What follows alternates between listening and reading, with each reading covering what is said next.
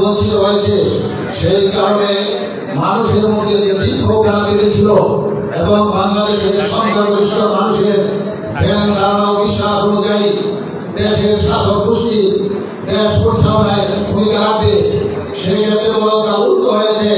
দেশের ইসলামপন্থীদেরকে কোণঠাসা করার জন্য সকল ধরনের ভূমিকা তারা পালন করেছে।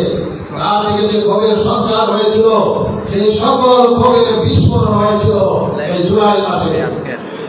সেই কারণে এই জুলাই বিপ্লবের আন্দোলনের একটা পর্যায়ে 5 আগস্টের যে বিপ্লব স্বাধীন হয়েছে সেটাকে দ্বিতীয় স্বাধীনতা বলা হয়। একটি বিপ্লব অর্জন করা, একটি স্বাধীনতা অর্জন করা যতটা সহজ, তার চাইতে এই স্বাধীনতাকে রক্ষা করা এবং শান্তির দিকে এগিয়ে যাওয়া অনেক কঠিন। আপনারা জানেন এই শরীয়তপুর ঢাকার কাছে একটি জেলা, যেই বেনারস থেকে মাত্র কয়েক ঘন্টায় ঢাকায় যাওয়া যায়। সেই ঢাকায় যদি শরীয়তপুরের নাম উচ্চারিত হয়, লোকরা হাসাহাসি করে। ওই শরীয়তপুর, সেই শরীয়তপুর সেখানকার রাস্তাঘাট ভাঙাচোরা। সরকার এসে নামছে শরীয়তপুরে রাস্তা নাই। শরীয়তপুরে দেশের বিভিন্ন জায়গায় বড় বড় শিক্ষা প্রতিষ্ঠান আছে, শরীয়তপুরে বড় বড়ই কোনো শিক্ষা প্রতিষ্ঠান গড়ে উঠে না।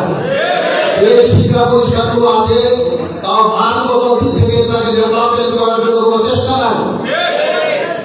একটি কৃষি উর্বর এলাকা, শরীয়তপুরের নদী বিভিন্ন জায়গায় নদী প্রবাহিত হয়, নদীর পরিমাণে শরীয়তপুরের মাটিতে ফার্টিলিটি রয়েছে। সেই মাটিতে কৃষি পণ্য উৎপাদিত হয়, সেই উৎপাদিত কৃষি ফসল বাজারজাত করার মতো কোনো ব্যবস্থা নাই। শরীয়তপুরে কৃষিভিত্তিক কোনো ইন্ডাস্ট্রি গড়ে ওঠে নাই। শরীয়তপুরের ছেলেরা চাকরি বাকরির দিক থেকে পিছনে। আমাদের এখানকার যুবশক্তি বহু চেষ্টা করে বিদেশের মাটিতে তাদের কর্মসংস্থান করার চেষ্টা করছে এবং তাদেরকে মাধ্যম করে এখানকার যুবকদেরকে যদি আমরা প্রশিক্ষিত করতে পারি, এখান থেকে আমাদের শরীয়তপুরের যুবকদের একটা বিরাট অংশকে বিদেশে ছেড়ে করা যায়, চাকরি বাকরির ব্যবস্থা করা যায়, আয়ের ব্যবস্থা করা যায়, সে ধরনের প্রশিক্ষণের ব্যবস্থা নেই। আর শরীয়তপুরের বিভিন্ন জায়গায় এরপরেও একটা দিক থেকে পিছিয়ে নেই। চাঁদাবাজি, রাজধানী, ভোটগ্রামী, ড্রাগের ব্যাপক বিস্তার, এই সমস্ত দিক থেকে শরীয়তপুরের দুর্নাম রয়েছে। আপনারা আমরা কি দুর্নাম বুঝাতে চাই? আপনারা আমরা কি শরীয়তপুরকে ডেভেলপমেন্টের পর্যায়ে নিয়ে যেতে চাই? শরীয়তপুর নিয়ে ঢাকার লোকরা হাসাহাসি করবে না।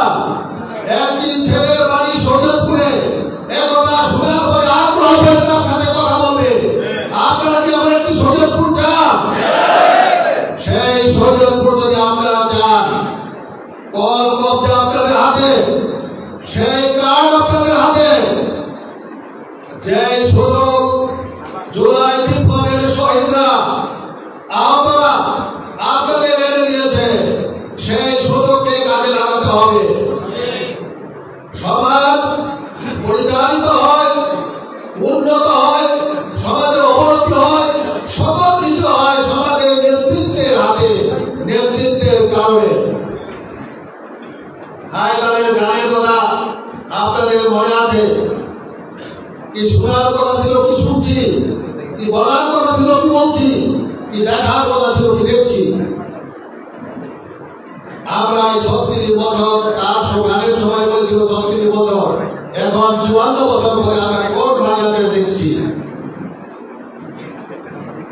অথচ আপনারা, আমরা এবং আমাদের পূর্বসূরীরা এখানে নেতৃত্ব নির্বাচন করেছে। এখানে মেম্বার, চেয়ারম্যান থেকে শুরু করে পার্লামেন্টে আমরা লোক পাঠিয়েছি। আমাদের এখান থেকে মন্ত্রী মিনিস্টার ছিল। আমার জেলা এই ভেদারগঞ্জের কোন উন্নতি তেমন হয়নি। এখানকার যে উন্নতি যতটুকু হয়েছে তা জনগণের চাপে এবং জনগণের নিজেদের কষ্ট, ছাত্র, অর্জিত পয়সার বিনিময়ে। আমার শরীয়তপুরের বাজার ঘাটগুলোর করে নাম্বার হয়নি, অথচ সেই বাজার ঘাটগুলোতে চালাবাজি চলছে। এখানকার কৃষিপণ্য যত দ্রুত কমিউনিকেশন ভালো হলে দ্রুত ঢাকায় গিয়ে বাজারজাত করতে পারে সেই ব্যবস্থা করা হয়নি। আগামী দিন যদি আপনারা আপনাদের মেম্বার চেয়ারম্যান থেকে পার্লামেন্ট সদস্য নির্বাচন করার ক্ষেত্রে বিবেক বুদ্ধিকে কাজে লাগিয়ে ভূমিকা রাখেন, তাহলে শরীয়তপুর সারা দেশের মানুষের কাছে একটি আগ্রহের জেলা হিসাবে আবির্ভূত হতে পারবে। আপনারা কি সেই জন্য প্রস্তুত আছেন? আমি যুবকদেরকে বলবো, মোবাইলের পর্দায় স্ক্রল করে করে তোমাদের সময় ব্যয় না করে বরং ওঠো, জানো তোমরা হাজী শরীয়তুল্লাহ উত্তরসূরি ইসহাকা ত্রিপুরীর বংশধর। তোমাদেরকে বিদেশি শক্তির আগ্রাসন থেকে বাংলাদেশকে রক্ষা করতে হবে। তোমার উপজেলাকে, তোমার জেলাকে বাংলাদেশ ও বিশ্বের মানচিত্রে সম্মানের জায়গায় তোমাকে এগিয়ে যেতে হবে।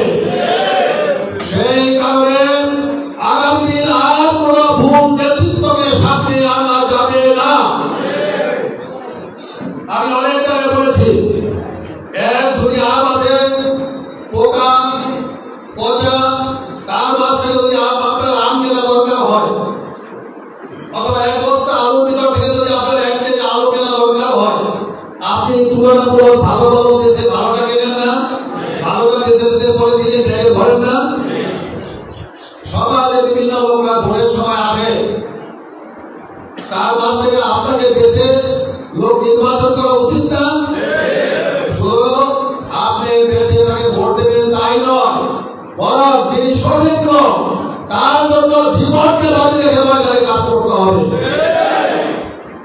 আমাদেরকে মনে রাখতে হবে, ভোটের আমানত হচ্ছে সবচাইতে গুরুত্বপূর্ণ আমানত। আমি যেন ভোটের সময় টাকার সরাসরিতে নিজেকে নিলামে না তুলি, সেই বিষয়ে আমাকে সংকল্পবদ্ধ হতে হবে। আমি আর কথার সামনে আগাবো না। আমার বিশ্বাস আপনারা আমার কথাকে বুঝেছেন। আগামী এই নির্বাচনে আমাদেরকে কি ভূমিকা রাখতে হবে।